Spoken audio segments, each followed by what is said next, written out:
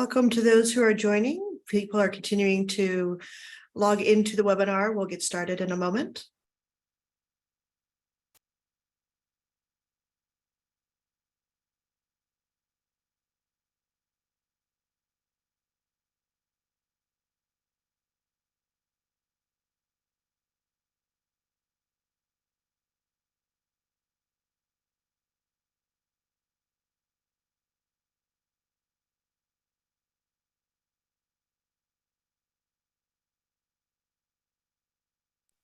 Welcome to those who are joining our discussion this afternoon.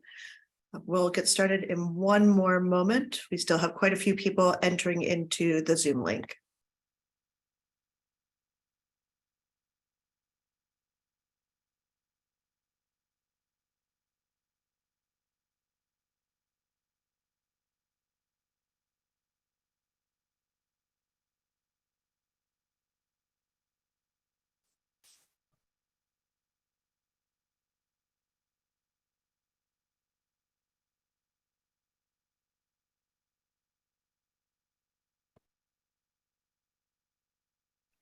Good afternoon, everyone, and welcome to today's conversation on promoting COVID-19 bivalent vaccinations for older adults. And we have the pleasure of having 4 speakers from long-term care providers who will be sharing their perspectives with us.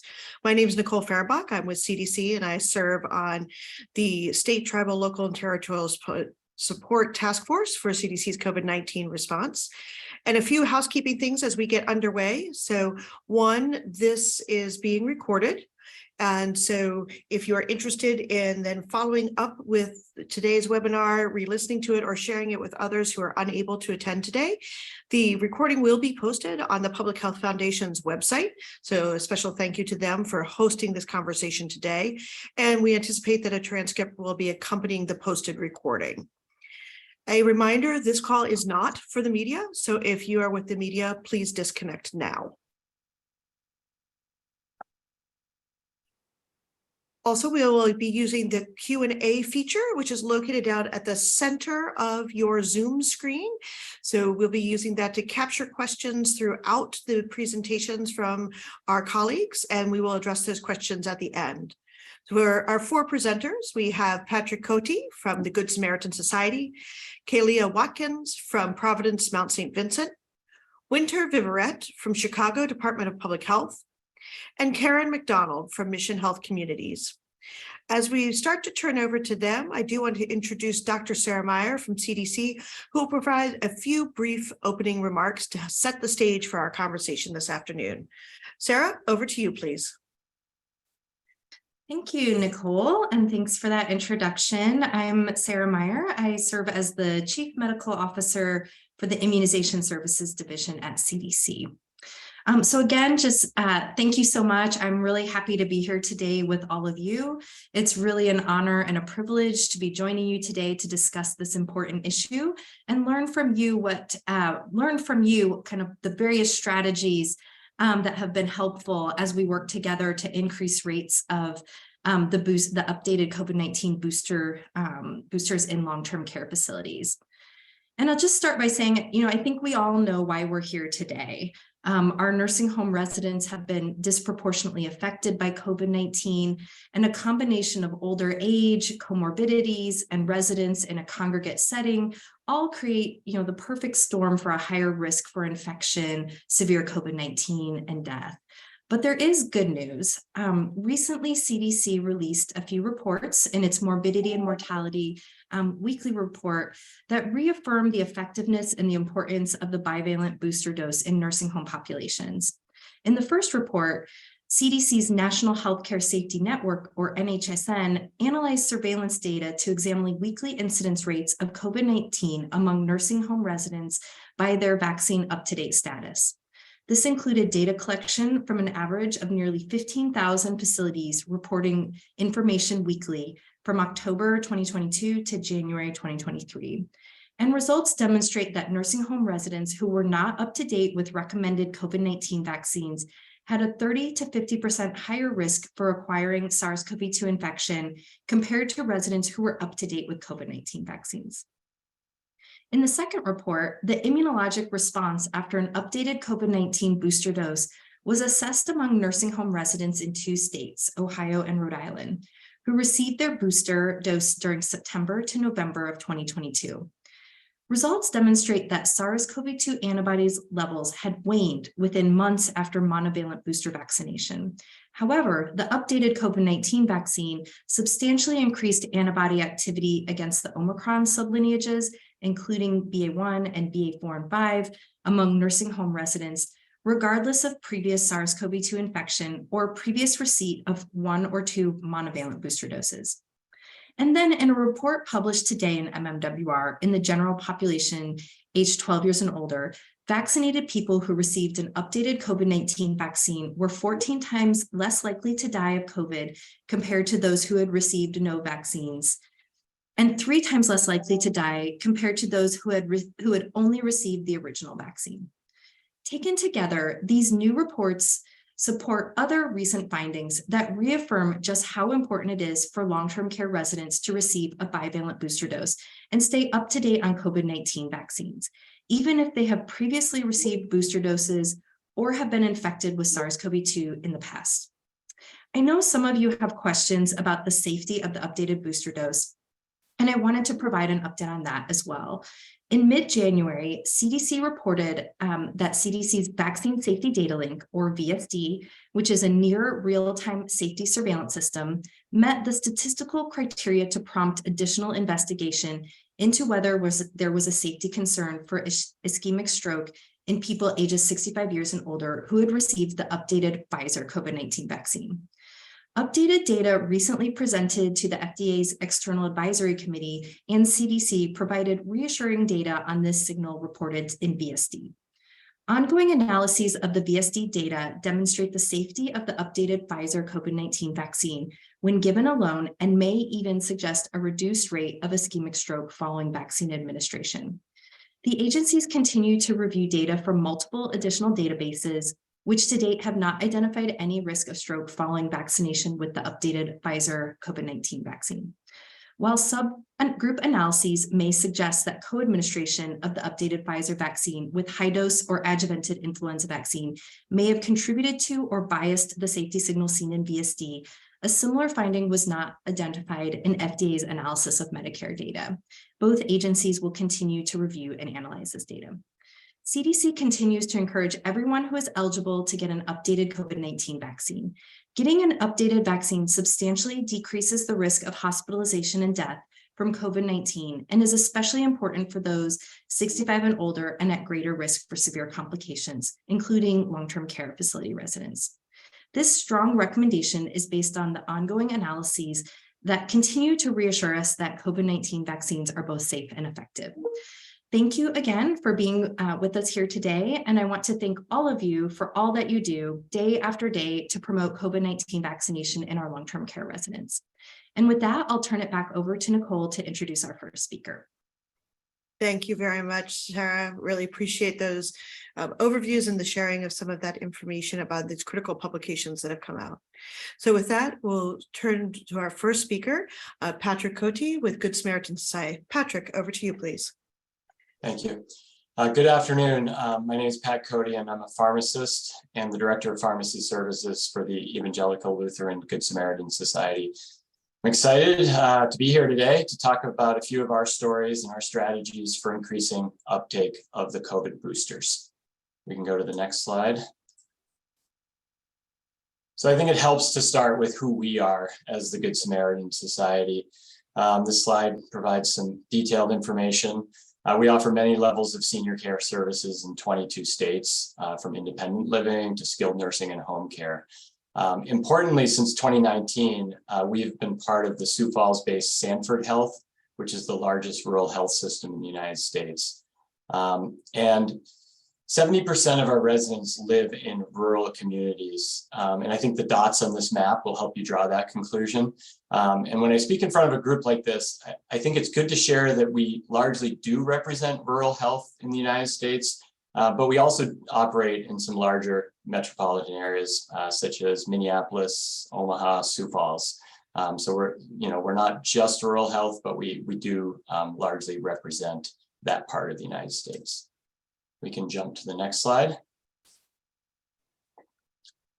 So when it comes to our COVID booster strategies, I think the most important, or maybe just the basic starting point that I think any organization would need would be that leadership commitment. And so for us, this leadership commitment came from the top down, whether it's leading by example, repeated statements that this is important to us, leading by example, sharing their own experiences with either personally or with family members, and really being part of the team when it comes to encouraging these boosters.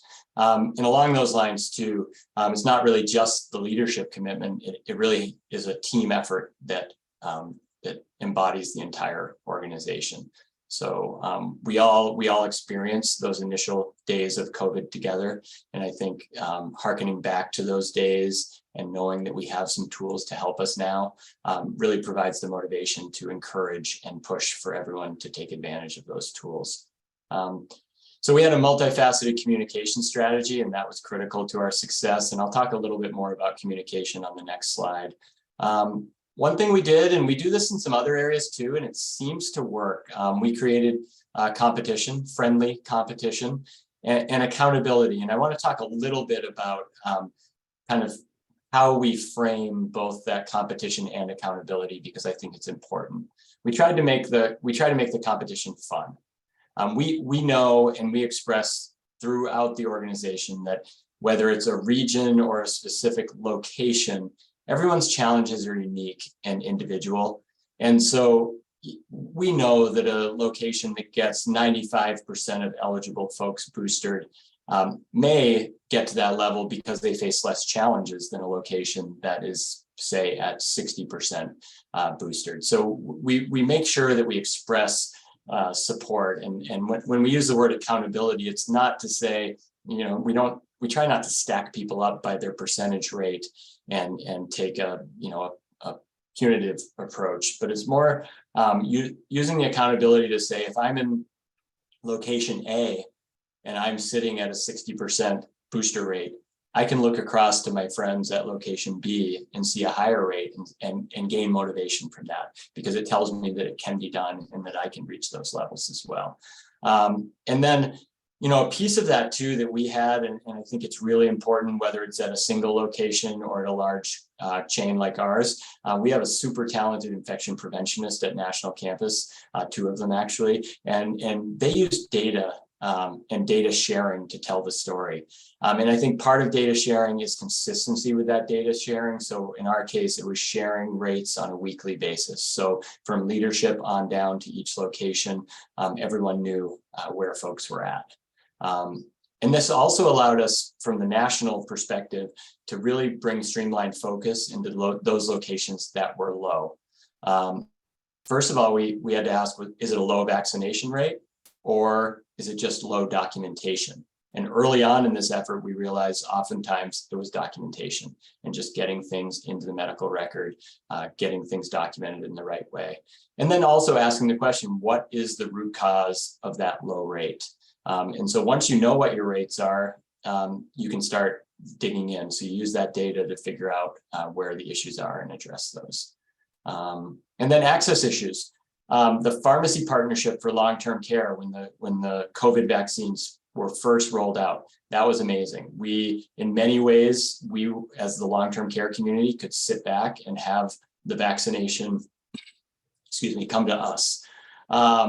That's a little bit different now. When we merged with Stanford Health, we inherited their strong relationship with a pharmacy, a Sioux Falls-based pharmacy called Lewis Drug. And throughout this booster phase, they've continued acting much like the pharmacy partnership. They're proactively coming out into our facilities, administering the vaccine, supporting us. But in general, this time around, there wasn't that standardization. Some pharmacies like Lewis kept going with the partnership, others delivered and expected our staff to administer. And sometimes with smaller pharmacies, there were even bigger challenges, and we leveraged state and local health department relationships, and those groups stepped in to help. And the one thing we learned, except in very rare cases, this time around, we had to be proactive. waiting for someone to do it for us no longer worked. And so we really had to be proactive and seek these vaccines. And we had to support multiple models. We had to support that model where the pharmacy comes in and takes care of us and use that model when we could, but we also had to uptrain our staff to make sure that we were ready to vaccinate as well. And then another quick issue were the multi-dose vials. You know, breaking through when a pharmacy would tell us that we needed 5 people in order to get vaccinated, for example, and to figure out a way when we had a single new admission, how can we get that person the booster dose that they need instead of waiting? And I know that single dose vials have come out, but their broad distribution hasn't been there in terms of, you know, covering everyone for us at this time. So we can move to the next slide. Just quickly on communication, we communicated with everyone. And I think it's leaders, physicians, pharmacies, all levels of staff. And I think most importantly, and our best advocates in this have been our residents, clients, and families. I think once we can break through, communicate directly with them, we learned that most of them wanted access to these boosters and wanted to get boosted. And so the other thing is providing resources. Out of this list, I think one-on-one support was the most important to us in the final push.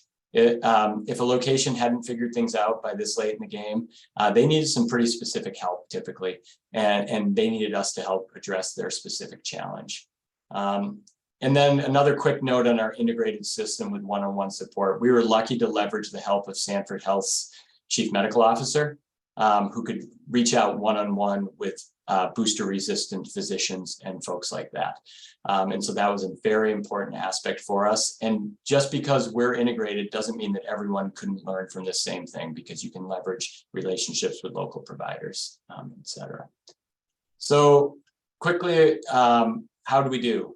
In North Dakota and South Dakota, we topped 82% of eligible residents being boosted, and overall we're at over 72%. Next slide. So my hopes for the future, and I share these notes, and I think they're largely happening. I think a lot of this is in motion. I'm not trying to say that these are not. And so I think what's happening and what we're seeing is just going to make this effort better and easier in the future.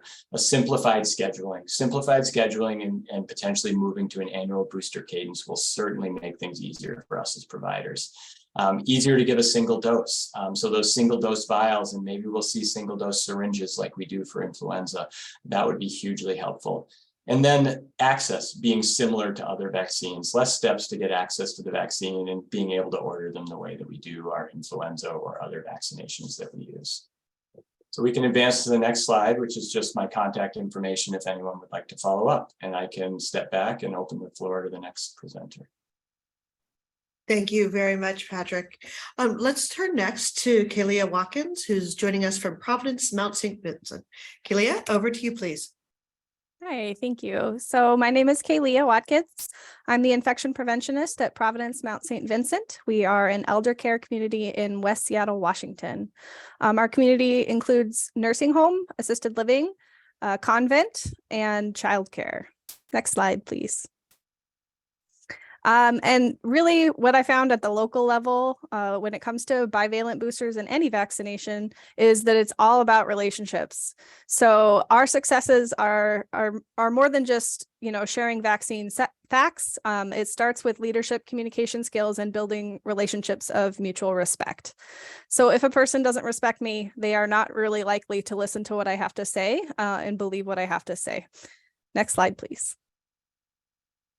So starting with relationships with residents and families, as mentioned, we found throughout our pandemic experience that residents and families really wanted over communication. They wanted constant updates. They wanted two-way communication as well. So we really tried to communicate all kinds of information, including vaccination information through emails, letters, in-person, blog posts, website, signs, all kinds of things. We had one really effective way that we communicated, which was virtual town halls with our leadership staff. And we included our medical director, our nursing director, all of our admin staff, and often some, you know, guest folks as well.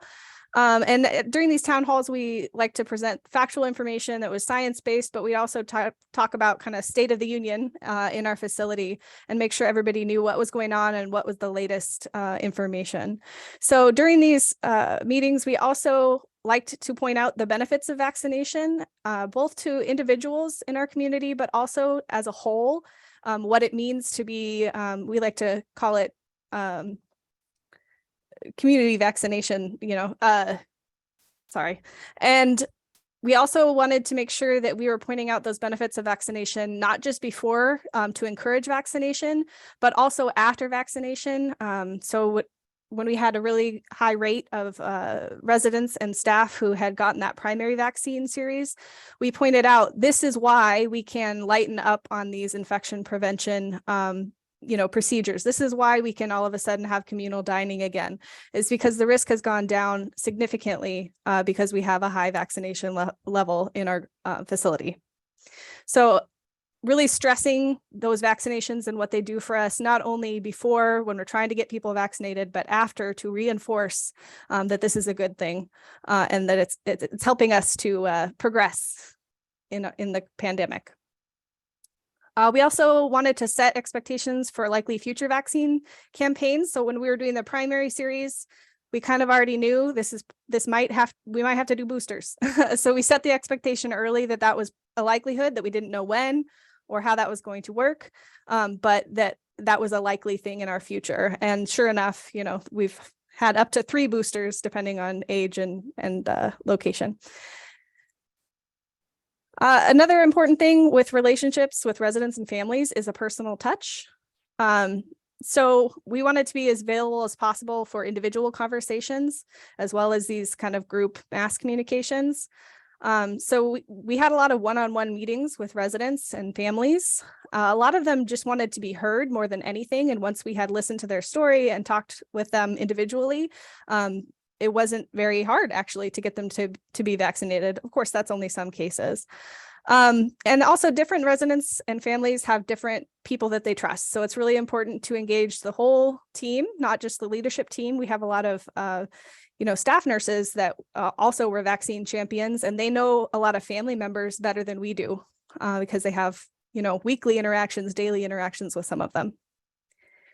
So really interdisciplinary vaccination teams. And then I have one story. I had an AL resident who was a little hesitant for the bivalent booster in particular, because, she had just gotten vaccinated a few months ago. And she said, really, do I really need another one? I'm not sure I need another one. And she had been really listening to the media and taking in a lot of the evidence presented there. But she knew to ask me because I had, been testing her for COVID and all kinds of things this whole pandemic. So she asked for me by name, and I went and did a house call in her apartment. And so I was able to kind of talk about what was different about the updated booster science-wise, and also to talk about not only how it would be good for her, but how it could help us as a community. And a lot of my residents I found are highly motivated to protect their friends and the staff members. So kind of that altruistic motive and tapping into that. And this person did get their bivalent booster at the next vaccination clinic. Next slide, please. So relationships with staff members. We did find that caregiver vaccinations are a little bit of a harder nut to crack. I think that's pretty consistent in long-term care communities. So we actually used COVID-19 testing as a tool for relationship building. So we do testing, we're still doing testing twice a week. And we do it with the leadership doing most of that testing, so nursing leadership. And so all of us have pretty much learned every single staff member's name because we identify them for testing and put a label on their test for them. We also have a tradition of dancing to funk music in the testing line. So this harkens back to keeping it fun. I think that our staff members really want to be lighthearted and to keep it fun and respond to that. Another thing that's very important, I think, is to be authentic to yourself when you're addressing vaccine hesitancy. So I'm a bit of a nerd, so I try to let that shine in my day-to-day work. So there's some pictures of me with my Halloween costume as a bacteria and with a COVID-19 virus piñata. And so staff, see me around and they know this about me. They see me dressed up in silly costumes and things like that. And I'm not the only one. We have an admin team that's also open to being silly. So the sunshines there are during our Employee Appreciation Week last summer. So part of my relationship with staff members is to always be sharing fun facts and interesting science things. And staff members then start to share interesting science things back with me that they've read about.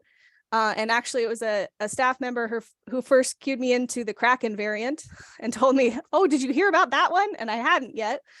So the more sharing back and forth, the more mutual relationship that you can have with folks, it makes it easier to have those conversations about vaccines. All right, next slide, please. So it's not all about me, of course. Like I said, we tried to tap into many of our team members to address vaccine hesitancy. Our medical director is very well spoken and very trustworthy, and he uses evidence-based practice a lot, and he talks about it, and he talks about the latest evidence with family members and staff members and residents. So was a really good kind of authority figure that really is also very personable and could have those conversations with residents, even when they weren't his patients, because he doesn't serve every resident in our building, but he was open to talking with anybody. Our director of clinical services, so that's our nursing director, is very close with pretty much all staff. She has an open door policy. She knows everyone's name. And then she also had some personal health issues that made vaccination difficult for her. So she was kind of the one that would discuss that with staff members or residents who had health concerns related to vaccination, kind of tell her story and share the barriers that she faced. But she is up to date with vaccination and has convinced several caregivers also to overcome those barriers. And then we had a partnership with a small local pharmacy for our on-site vaccinations for the past few rounds of boosters.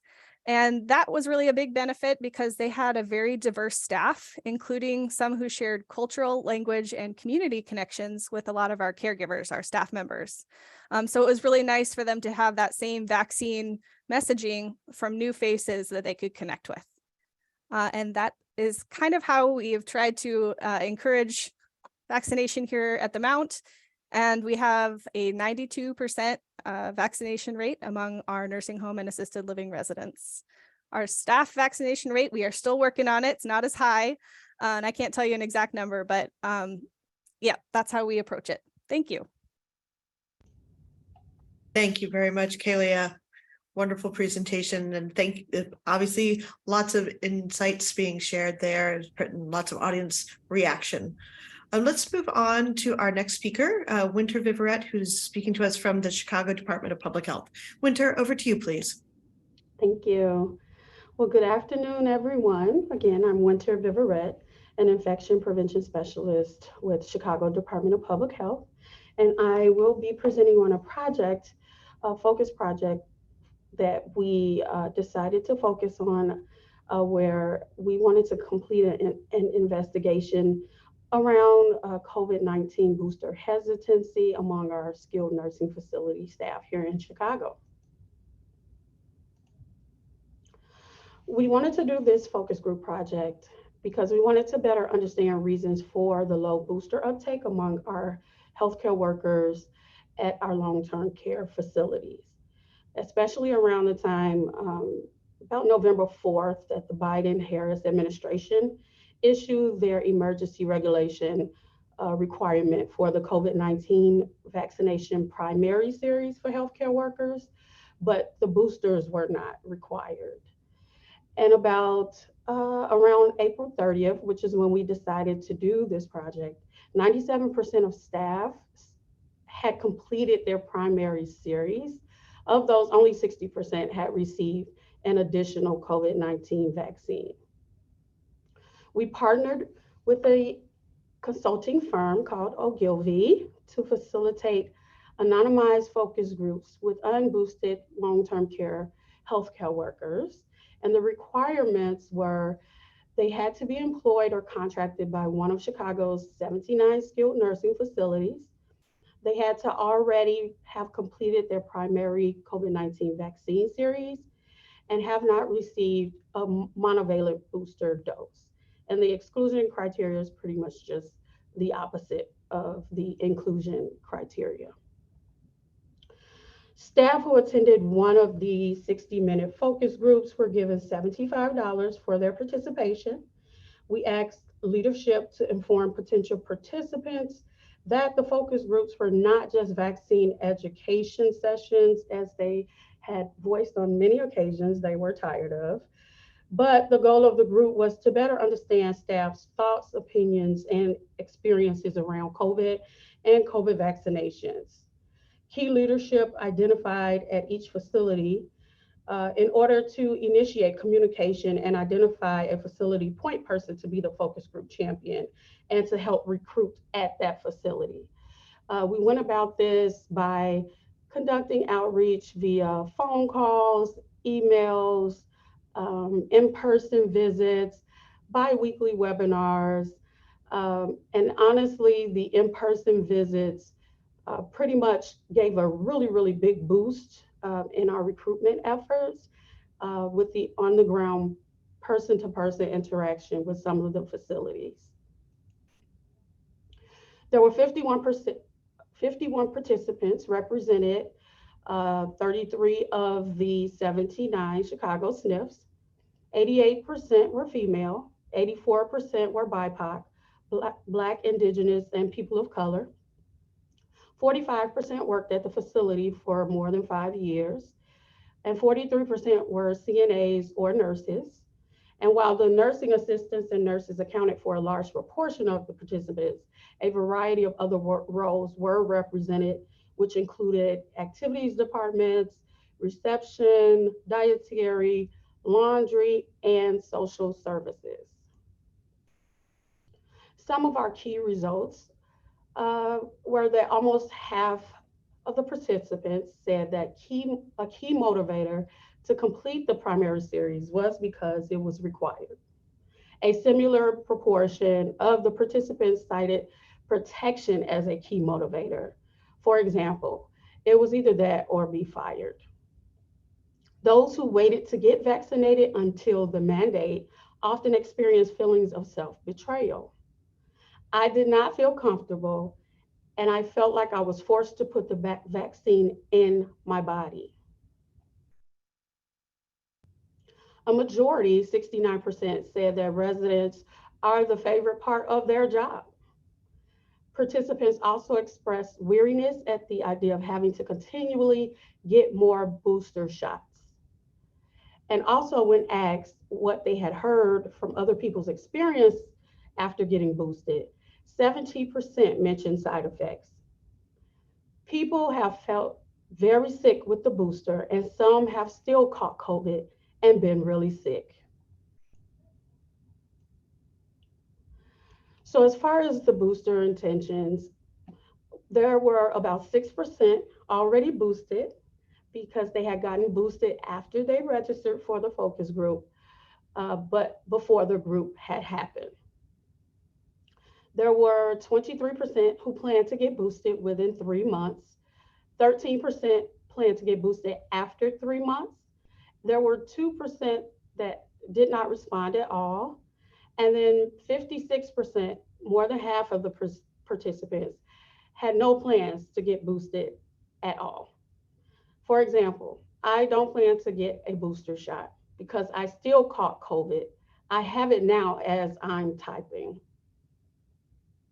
Utilizing the information obtained from the healthcare worker focus groups, like the key points around motivation and booster intentions, provided some understanding about why our healthcare workers in our long-term care facilities were booster hesitant.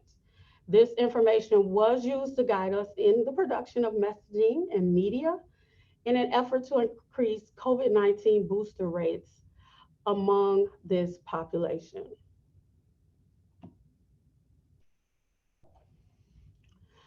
So for our posters, our booster posters, They featured 5 boosted staff members representing 4 Chicago SNFs.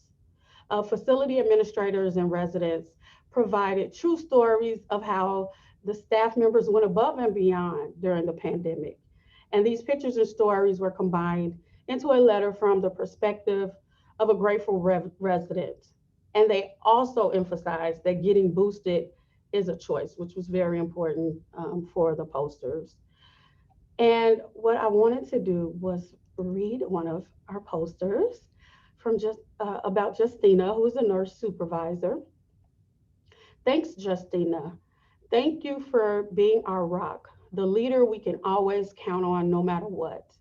Thank you for being so unbelievably calm through everything, especially during the early stages of the pandemic. Thank you for volunteering to work in the COVID unit when others were afraid. Thank you for answering all of our questions, especially the tough ones. Thank you for your grace under fire, for your wisdom, your patience, your beautiful way of explaining things simply. Thank you most of all for making our nursing home feel like home. And thanks for choosing to get boosted. And then at the bottom, the box, we wanted facilities to be able to have something that they could post when their next booster clinics would be for within their facilities. Next slide.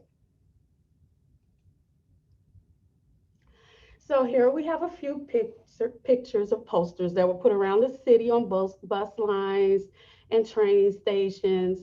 The focus groups also help to guide future initiatives around our vaccine and therapeutics education, outreach, and administration within our facilities to help them build capacity in these areas, as well as increase booster uptake. So here to the left, we have Christy in the red, who's our project manager for vaccine and therapeutics. And to the right in the blue is Elizabeth Shane, my project manager for long-term care facilities. And then I'll read one last poster really quickly for Elsa. Thanks, Elsa. Thank you for taking the call, for staying on the line during the pandemic, for greeting everyone, welcoming folks in. Thank you for being the kind voice of Center Home for Hispanic Elderly since 1986. And Elsa is a receptionist there. So I definitely wanted to thank the Department of Public Health and our HAI team as well, and as well as our awesome commissioner, Dr. Allison Arwady, Ogilvy, who was the consulting company we worked with, and especially the Chicago SNF healthcare workers and residents. And to the right, you'll see a map of how our facilities are sort of spread out throughout the city. Next slide. So thank you very much. Thank you very much. Really appreciate that presentation. As you can tell, lots of wonderful reactions from our audience as well.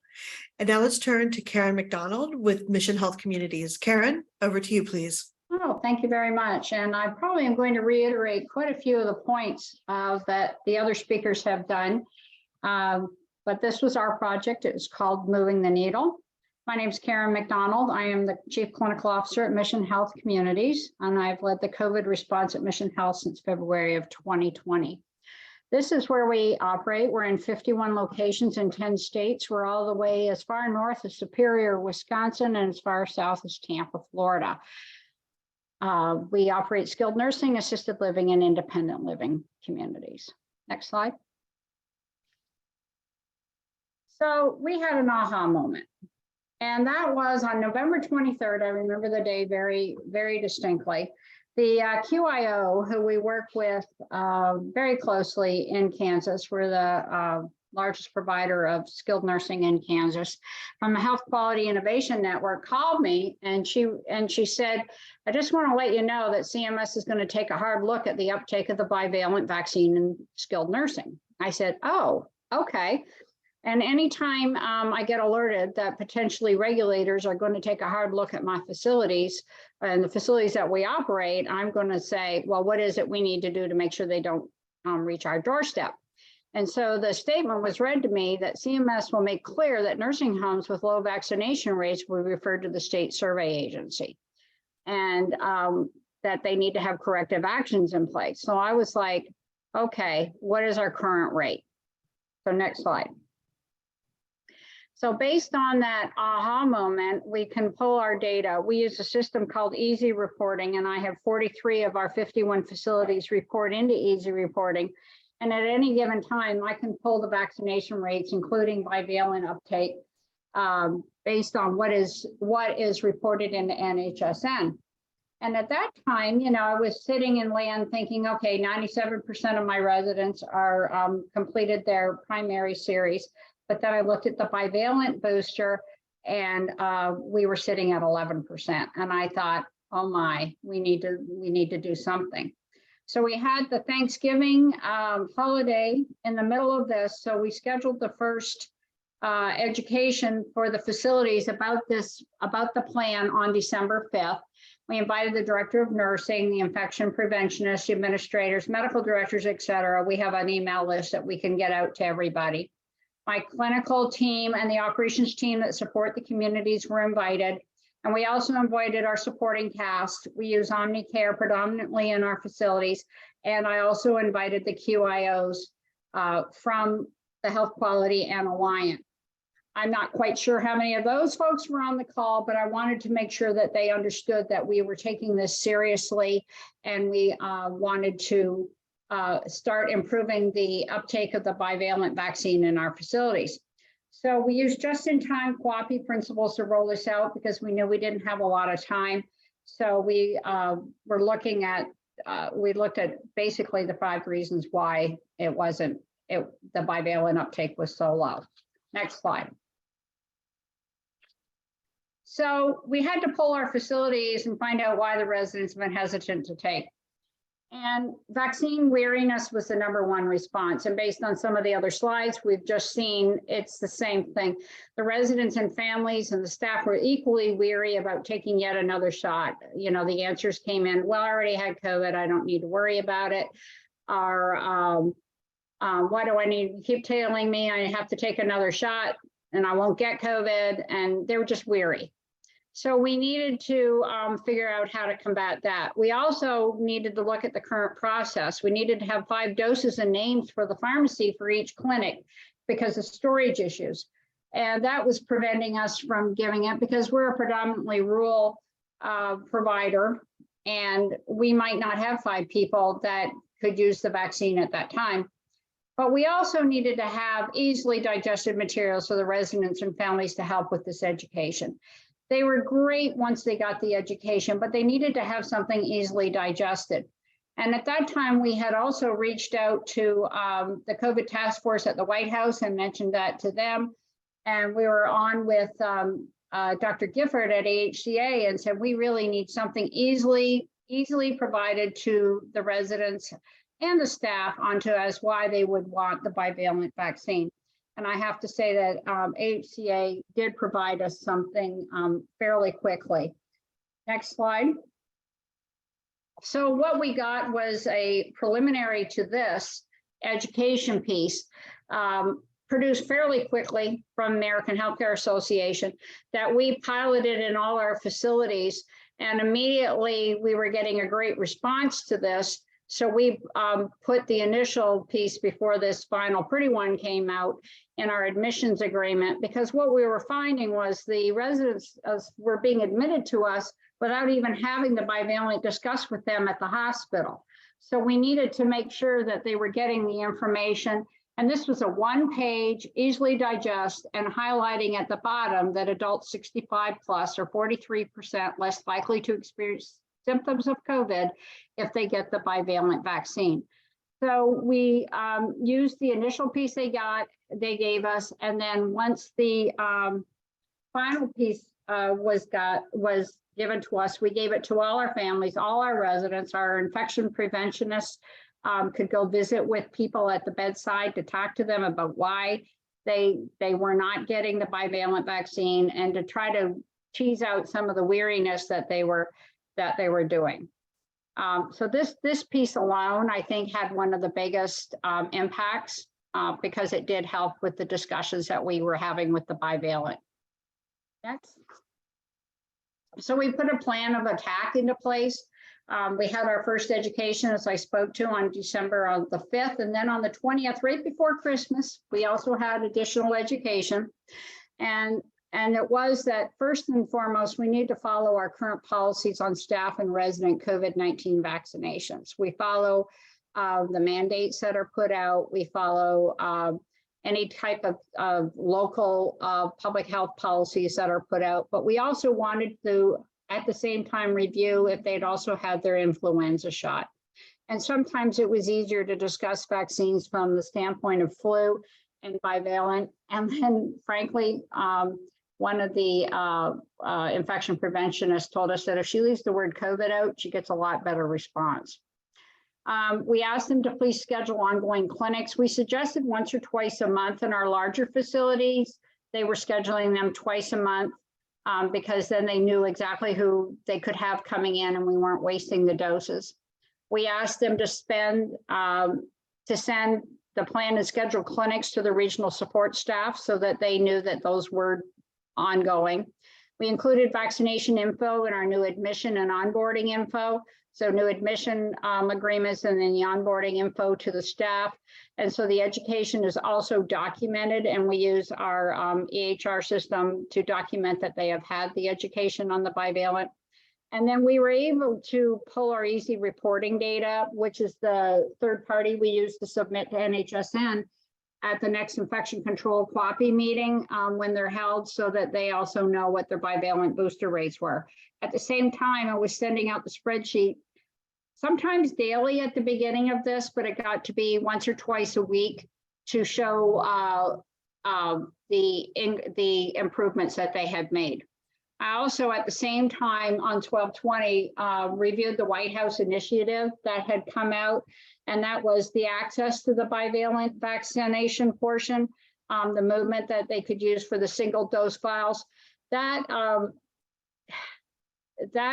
was nice to have, but we continued on and getting the multi-dose files from the pharmacy or having the health department coming in to do it. The other portions of the White House initiative that was reviewed had to do with testing and offering antivirals and improving the air quality across our facilities. But we really wanted to make sure that every facility knew where they sat within the data. Next slide. So then we acted on the plan. We scheduled the clinics. Every facility had to report to us about when their clinics were scheduled. They either did that with the pharmacy or the health departments using the 5-dose rule for the vials. I found that our more rural clinics would have the health department come in, which is just fine. They came in, they brought the vaccine, and they did it. Some of the pharmacists from the pharmacy came in and did it for us, which was very nice, because with some of our staffing issues, that was a nice boon to help to do that. And they also scheduled them at least once a month, if not twice a month, depending on how many folks that they had ready to get. We placed the education piece, as I stated, in the admission package. We gave it to all the existing residents, and we mailed it to the families if we didn't have their email address. And we also focused in on entering consistently to NHSN through easy reporting to make sure that the data was in PCC so it could be swept in nightly. Next. Then we checked concurrent and post activity and the feedback. So the data was pulled at least twice weekly. I did pull it daily initially. The facilities were identified at the following thresholds: 0, less than 10, less than 20, and less than 50. We congratulated those over 50%, encouraged them to continue the plan. And everybody loves a competition, and everybody likes to be that building who sits at the top. And I have to say, my facility in one of my facilities in Kansas has consistently sat at the top as the highest, has the highest bivalent uptake in the company. At each threshold, we had ongoing plans, which were sent to the regional staff to follow up. And then I followed up individually with facilities myself. We had conversations were held with the facilities at 0% by the senior leadership. the senior leadership of the company, being their regional vice president, the senior VP of operations, and myself.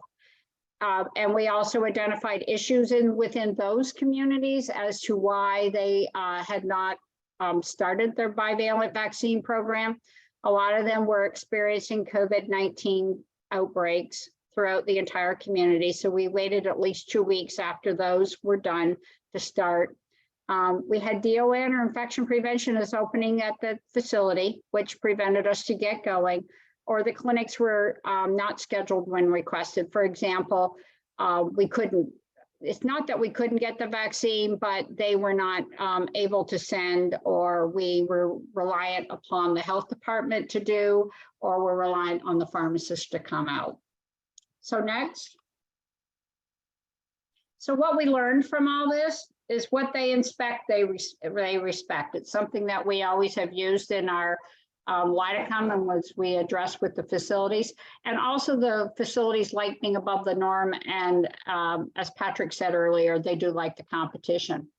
COVID-19 outbreaks prevented the vaccination clinics, also the workforce and the need for the clinic itself. We didn't necessarily have the 5 residents, but as soon as we have 5 residents, we do call them. We combated the weariness with friendly conversations, one-to-one, and we also have to counteract various geographical forces like the media, et cetera. The side effects that were addressed at the beginning of this presentation had to be addressed with some of the families and the staff and the residents. And we provided update information about the bivalent as it was released by the CDC to the staff, the families, and the residents. Next. So this is our project update. No, we're not at 97% like we heard before, but across the 45 communities that I can measure, this morning we're sitting at 54%. We started at 11%, and I can only predict that we will continue to get better and better. And as our COVID outbreaks lessen, I can see that we're going to have many, many more bivalent vaccine clinics. And I want to thank you very much. Thank you very much, Karen. Wonderful presentation, and congratulations on the good results. We're going to turn to our Q&A portion of our conversation this afternoon. And we've had a couple of questions come in that I'd like to turn to Sarah Meyer first, please. Sarah, we've gotten a couple of questions about the time period between having COVID-19 and receiving the updated booster. Then also a question about how many bivalent booster shots for the single booster shot ought to be given. Yeah, thanks for those questions. So in terms of the timing between infection and when people can get the updated booster, in our guidance, we just recommend that people have recovered from the acute phase of their illness and are out of their isolation period. In other words, there's really no minimum interval outside of that. However, we do state in our guidance as well that people can choose to wait 3 months between their infection and their dose if they choose to do that. And then in terms of number of updated boosters, currently only a single updated bivalent booster is recommended. So once residents have received their updated booster, they are currently considered up to date. Thank you very much. This next question we have for Patrick. So Patrick, can you talk about which leaders were most critical to support your initiatives? Were they organizational leaders like the CEO, or facility leaders like directors of nursing, or both? Yeah, I saw that question on the Q&A, and I think the best answer I can give is all of the above. And as I mentioned on a few other pieces of my slides, I think it really is location and facility dependent. For some of our facilities, it's super strong encouragement at the local level, and for others, it may have been, seeing our CEO standing up and encouraging this. So I do think there's variability there, and in some cases it might be the medical director as well. So it really depended location to location. Thank you. And this next question, Kalia, I think you might be best to jump in on this one. Can you talk with us about how you were able to address family concerns and family decision-making in support of residents receiving vaccination? Yeah, so we did a lot of presenting the facts. That was one situation where talking about the real numbers of likely side effects and being honest about it. That we also a lot of times talked about, if they were worried about side effects, we'd talk about what happened after the first round of vaccinations and after the primary vaccinations and after the first booster, and that gave us kind of an idea of what we might expect from this booster. Although it was for a lot of residents, it was pretty close to the previous booster. But we didn't see a huge increase in side effects, believe it or not, with the bivalent booster. So some of that, yeah. And just like I said, some families really want one-on-one conversation. They really want to have a one-on-one with either the medical director or the director of nursing, to really be heard and know that we understand their hesitance and the reasons and the barriers to vaccination for them. And so we can kind of address those two specific questions that they have and issues that they have with it. Thank you. And Karen and Patrick, anything to add also from your organization's perspective on that area? About the communication? And coordination with family members. Well, I think that is location specific also. In our rural communities, we know our families. That they will come in and they will seek us out and we can have those conversations. In our more urban communities, we're going to have probably more of a email conversation or a letter that is sent out. But again, that's location. But I think that one-on-one conversation, and frankly, we found when we leave the word COVID out of the conversation that we want you to get your bivalent vaccine, we got a lot better uptake. Yeah, and the only thing I would add is, for the most part, we feel like our families and residents were advocates for us. And yes, some may have needed a little bit of education or a little bit, in terms of resources, but in general, the more we could reach them directly, the better our success was. Thank you. And Winter, we have a question for you. Can you talk a little bit more about who helped to guide the focus groups and how some of that facilitation and analysis was done? Sure. So we still steered clear outside of recruitment. So we helped Ogilvy, the consulting company, with the recruitment phase of it, because we have a very strong relationship with our long-term care facilities. And so at that point, they pretty much handled it all.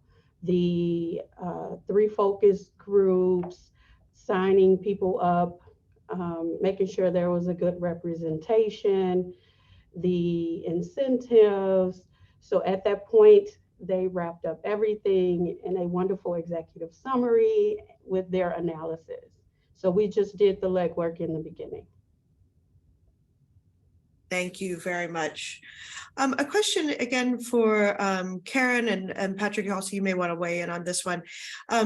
Did you encounter situations where facility leadership did not buy in to the vaccine and boosters? And if you did, what advice do you have for some others on this call who seem to have encountered that type of situation? Well, I can go that first. I may have at first. I mean, geographically, we're going to have some difference in opinion about vaccinations, the South versus the Midwest.